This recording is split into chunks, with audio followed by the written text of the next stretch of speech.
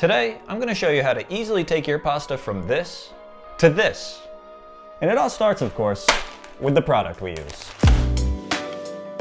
Here's a quick and dirty spectrum of pasta brands by quality, which is roughly correlated to price, but not perfectly. See, a lot of us are probably buying pasta somewhere on this end, either cheaper store brands or the king of the pasta business, Barilla. But if we just slide over a couple rungs along this spectrum, it makes a world of difference at minimal extra cost. Now, I'm not telling you to go buy an $8 box of pasta. I would never do that. That's ridiculous.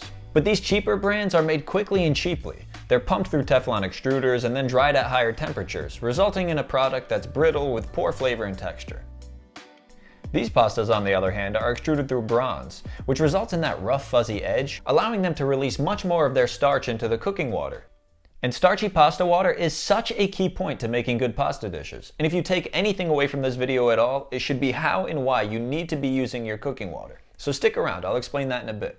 So once you've selected your pasta, bring your water to a boil, and do not forget to salt your water. And I'm not talking about just a little pinch, okay? That's not doing anything. You need a punch of salt. Punch of pinch. Punch. Not pinch.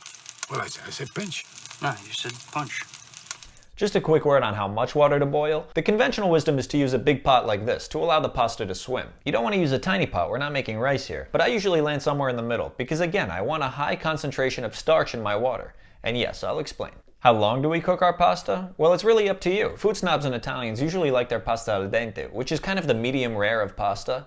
It just means that it still has a little bit of a bite to it and it's not totally mushy. I usually start testing the pasta for doneness a couple minutes before the indicated time on the package. Alright, your pasta's cooked, so go ahead and take it over to the sink and dump it in a strainer. No, stop. Whatever you do, do not get rid of that water. Just grab a pair of tongs or a spider if you have one, and transfer the pasta directly from the pot into a pan with a little bit of your sauce. If you must strain it, that's okay. Just reserve some of the water on the side in a mug or something else. Now here's why this stuff is so important. Let's say we're making spaghetti with garlic and oil, or aglio olio. If we want to achieve that viscous consistency that this dish should have, we need to emulsify the oil with some water. And tap water just doesn't have the starch to accomplish this. Whereas our cooking water has plenty of starch from the pasta.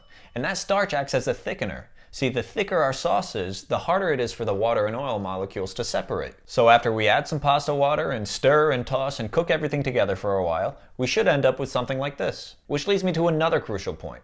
Finish your pasta in the sauce. What looks better to you? This or this? When we finish the pasta in the sauce, the flavors and textures form the holiest of matrimonies. The dish becomes more homogeneous, the sauce sticks to each and every bite of pasta, and we don't get those dry clumps of like 3 pieces stuck together. For the most basic of basic sauces, I just fry some crushed garlic and olive oil, add canned plum tomatoes, crush those with a wooden spoon, add a little salt, a little red pepper, throw in my pasta with some of the water, and toss everything together. Plate it and garnish it however you like, and there you go. You have a delicious lunch or an afternoon snack in just 10 or 15 minutes. But these basic principles will apply to basically any pasta dish you make. And to me, that's really what it's all about. We should focus less on following recipes to a T, and focus more on learning the skills and techniques that allow us to make the food we love. And the more of these skills and concepts you have under your belt, the more ingredients and dishes you can apply them to. And then before you know it, the kitchen goes from being a stressful place to your happy place. I'll see you in the next one. Peace.